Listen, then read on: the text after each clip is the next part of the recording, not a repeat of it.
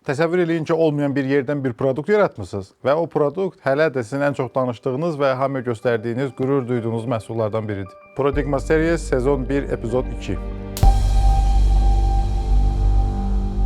Deməli, biz bu gün danışırıq sizə bizim ən əsas, ən birinci, belə deyək, elədiyimiz məhsullardan birindən danışacağım mən sizə bu gün. Bu məhsul bizim şərablar üçün bir reklam çəkmə xarakterli bir videomuz idi. Deməli, burada nələr baş verdi? Biz bir nəfərin tanışdığı ilə meyzər şərabları ilə tanış olduq və bu meyzər şərablarında onların sahibi ilə tanışmağa getdik. Tanışmağa gedəndə onların bizə dediyi bir məsələ var idi ki, yəni onlar nə istəyirlər bizə danışdılar. Biz onlar üçün sadəcə sosial media kanallarında yayınlamaq üçün bir reklam videosu çəkməyimizi istədilər bizdən. Biz onlara təklif elədik ki, gəlin biz sizə birinci videonu çəkirik və biz sizə bunu hədiyyə eləyəcəyik. Əgər razılaşsaq, sonrakı mərhələlərə davam eləyərik. Dedilər ki, yaxşı, razılaşdıq və cherry şərabı idi, səhv eləmirəmsə cherry idi, hə. Albalı. Albalı şərabını götürdük, hal-hazırda onların əlində olan məhsul o idi. Albalı şərabını götürdük, 3 şüşə, qayıtdıq ofisimizə. Məhsula baxanda gəldik ofisə, məhsula belə baxırıq, oturmuşuq, fotoqrafımızdır, videoqrafımızdır, mənəm belə bir yerə oturmuşuq, məhsula baxırıq, görürük ki, nə qədər də düzəlişdirsən, nə qədər də yaxşı işıq qursan, kameranı yaxşı qoysan, yenə də bizim istədiyimiz məhsulu ala bilmirik. Yəni bizim istədiyimiz nəticəni ala bilmirik. Aydın məsələdir ki, əgər oradakı məhsul istədiyin formada deyilsə, orada qurduğun işığın, kameranın heç bir fərqi yoxdur. Əsas orada olan obyekt, məhsul gözəl olmalıdır. Dedik ki, burada olan problem nədir, nədir görəsən bunu belə göstərən, axırda qərar verdik ki, burada həm şüşənin özü, həm də ki, orada olan etiketin dizaynı videoya o qədər də oturmur. Yəni yaxşı görünmür. Heç bir şey vermir, heç bir məlumatı vermir. Ona görə də biz qərar verdik ki, gəlin meyzər məhsulları üçün biz ilk növbədə etiket dizayn eləyək və o etiketi özümüzün fikirləşdiyimiz şüşənin üstünə yapışdırıb o formada videonu çəkək. Hələ bundan müştərinin xəbəri yoxdur ha. Biz deməli oturduq, başladıq onun üçün etiket dizayn eləməyə. Etiketi dizayn eləməyə başlamağımız üçün bizim müştərinin yenidən görüşməmiz lazımdır. Niyə görə? Çünki biz müştəridən kifayət qədər məlumat almamışıq. Niyə adını meyzər qoyub, niyə bəs şərab, niyə bu formada hazırlanır, niyə dessert drink hazırlayır. Bunları ayrı-ayrı bilmək lazımdır təbii ki. Çünki etiket məhsulun əsas hissəsini təşkil edir və o məhsulun ideyasını, məhsulun insanlara nəyə çatdırmaq istədiyini, bu fikirlərin hamısını həmin etiket danışmalıdır. Biz getdik təzədən müştəri ilə mən görüşdüm, amma yenə də müştəriyə həmin fikri demədim. Sadəcə ona məhsulunun ideyasından, onu necə istədiyindən, niyə adının meyzər olduğundan mənə danışmağını istədim. Və biz orada uzun bir müddət bu barədə söhbət elədik. Söhbətimizdə deməli meyzər məhsullarının sahibi bizə danışdı ki, məhz o şərablarının tarixini Qacarlar dövrü ilə birləşdirmək niyyətindədir. Əslində, yəni o vaxtdan gələn bir məhsulmuş kimi göstərmək istəyir. Necə? Gəzdiyi müddətlərdə Sankt-Peterburqda Ermitaj muzeyində, Parisdə, Louvre muzeyində, Fransada bu məhsullarla bağlı, yəni sırf meyzə məhsullarına söhbət etmir. Ümumiyyətlə Qacarlar dövründə olan bu şərablarla bağlı onun fərqli portretlərdə, fərqli insanların, buradan keçən insanların səyahətnamələrində yazdıqları məlumatlara əsasən məhz adının meyzər olmağına qərar verib və həmin dövrə uyğun olaraq onu istehsal eləməyi, onu göstərməyi fikirləşib. Biz də bütün bu məlumatları topladıq, geri qayıtdıq və dizayn komandamızla bir yerdə oturub işləyəndə dizayn komandamızdan bizdə Aytaç və Nərmin bu məhsulun üstündə işləyiblər. Aytaç bu işin araşdırma mərhələsini, orada nəyin olacağını, necə görünəcəyini təyin eləyirdi və Nərmin isə dizaynı ümumiyyətlə çəkən, onun qrafik işlərini görən adam idi. Rəssamlıq və qrafik işlərini görən adam idi. Biz deməli məhsulun ilk növbədə araşdırma hissəsinə başladıq. Araşdırma hissəsi ta Qacarlar dövründən bu günə qədər onların istifadə elədiyi paternlərdən insanların üz cizgilərinə, qaşları necə görünür, burunları necə görünür, hansı ornamentlərdən istifadə olunur, bu kimi məsələlərin hamısını araşdırmaqla başladıq biz bu məsələyə. Və orada çoxlu, bəlkə də 300-ə yaxın şəkillər ortaya çıxdı və həmin şəkillərdən artıq biz yola çıxaraq etiketi dizayn eləməyə başlamaq istədik. Və etiketimizin üstündə qız və oğlan şəkillərini təsvir eləməyi, qızın üzərində zümrüd quşunu təsvir eləməyi və onun dimdiyindən tökülən həmin o şərabı təsvir eləməyə qərarı aldıq. Həmin o əllərində tutduqları həmin stəkan belə həmin dövrdən onların şəkillərinin üzərində göstərilən həmin stəkanlar stəkanlardır. Hansı ki, həqiqətən Meysərin özünə bizim şəhərdə yerləşən onların bir yerləri var, kiçik bir butik kimi hissələri var. Orada gedib şərabların dadına baxa bilərsiniz. Orada deməli divarlarda həmin dövrdən qalan portretlər var və onların öz şərablarda təqdim elədikləri stəkanlar var. Hansı ki, həmin stəkanlarla demək olar eyni formada dizayn olunmuş, eyni formada hazırlanmış stəkanlardır və biz onu etiketin üstündə də tətbiq eləmişik və bu formada göstərmişik.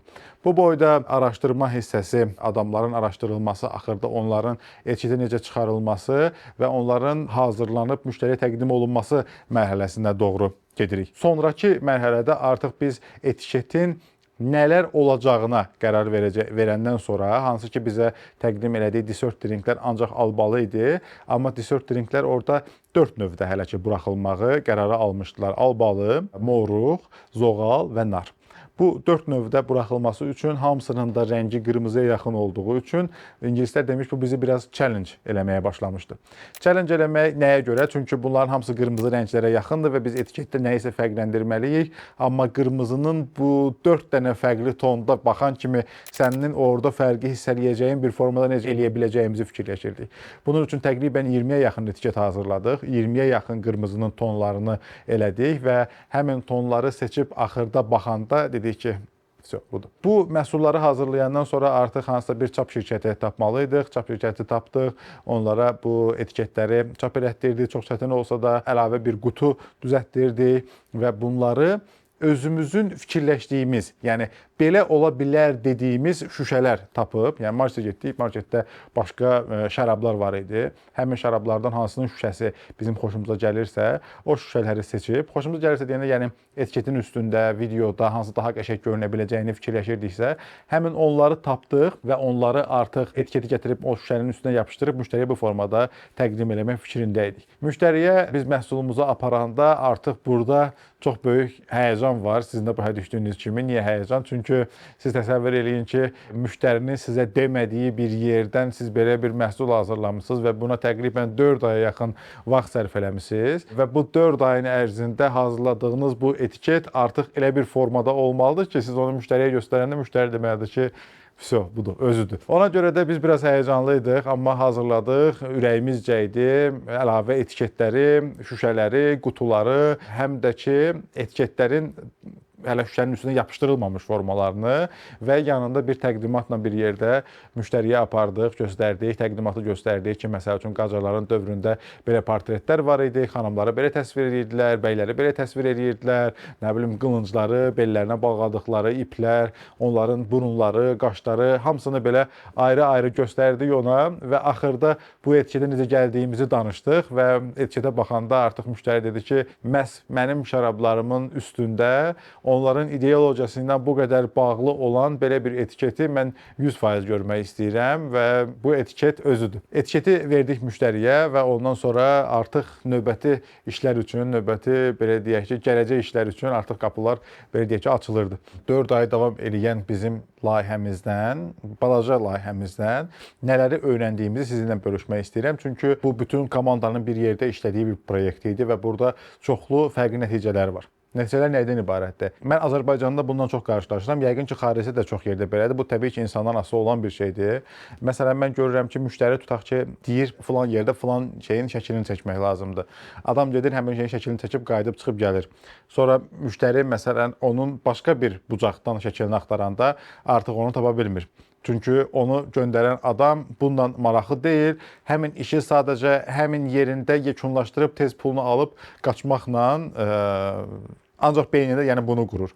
Amma biz işimizə heç vaxt bu formada yanaşmırıq. Biz əgər orada nəsə təklif eləyə biləcəyimiz şeylər varsa, müştəriyə əlavə təqdim eləyə biləcəyimiz məhsullar varsa, biz onları həmişə eləyirik. Etiket üçün məhsulun sadəcə reklam videosunu istəyən bir müştəri üçün gedib biz bir etiket düzəltmişik və yaxud da müştəri məsəl üçün bizi çağırır, tutaq ki, ofisindansa bir şəkil çəkməyə. Biz baxırıq məsəl üçün ofisdə hər şey qaydasındadır, qəşəng səliqəli, ofisdansa bir ikinci xoşumuza gəlir, o hissənin şəklini çəkib müştəriyə ayrıca təqdim edirik. Bu sizin müştəri ilə sizin aranızda yaxşı bağ qurmağınıza əsas addımlardan biridir. Bu məsələləri yadda saxlamaq lazımdır və işlərinizdə tətbiq eləmək lazımdır. Və digər tərəfdən də öyrəndiyimiz məsələlərdən biri də ondan ibarətdir ki, biz Azərbaycanda çapla bağlı çox böyük problemlərlə üzləşirik. Yəni məsələn, biz çap şirkətlərinə müraciət eləyəndə ki, bizə məsələn belə bir etiket lazımdır və həmin etiketdən tutaq ki, bizə 10 dənə lazımdır. Onlar deyirlər, "Yo, nə danışırsan? 10 dənə etiketi kimdir çap eləyən? Siz onu götürüb şərabın üstünə yapışdırırsınız, nə edirsiniz? Biz ən az 2000 dənə çap eləyə bilərik." Və yaxud deyir ki, nə bilim, ən az 500 dənə çap eləyə bilərik. Nə edə bilərik? Nümunə üçün bu işi gördürə biləcəyimiz bir yer yoxdur. Və yaxud da qutu hazırlamaq istəyənə deyir ki, yox, gərək minimum 10 dənə, 20 dənə qutu sifariş verəsiniz ki, biz onu hazırlayaq. Deyirəm, mənə 2 dənə lazımdır. Deyir, gərək 10 dənənin pulunu verəsiniz ki, biz onu hazırlayaq. Biz onun üçün nə bilim, nə edirik, aparatı belə eləyirik.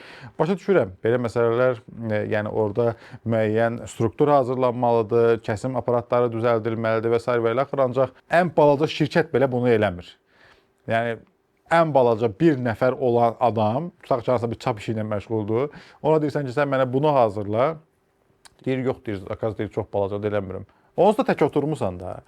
Bunu eləyib bizim kimi adamlar üçün işləyə bilərsiniz, məsəl üçün. Amma bunu eləyən yoxdur. Yəni bunu da öz işlərinizi görəndə bu çap məsələsini də gözünüzün qabağında gətirin və fikirləşin. Həmişə yadınızda saxlayın ki, bu sizin üçün hansısa bir əgər problem yaradırsa, onu əvvəldən fikirləşmək lazımdır. Deməli, meyzər məhsullarına etiketi necə hazırladığımızdan danışdıq, amma gələn səfər danışacağımız video heç də bundan geri qalma video deyil. Hansı ki, brendingindən binanın daxilində olan wayfinding sistemə qədər qurduğumuz Lənkəranda açılan Yaşat Hospital adında xəstəxananın sizə dizayn işlərini necə gördüyümüzdən danışacağım. Hələlik sağ olun, gələn videomuzda görüşərik.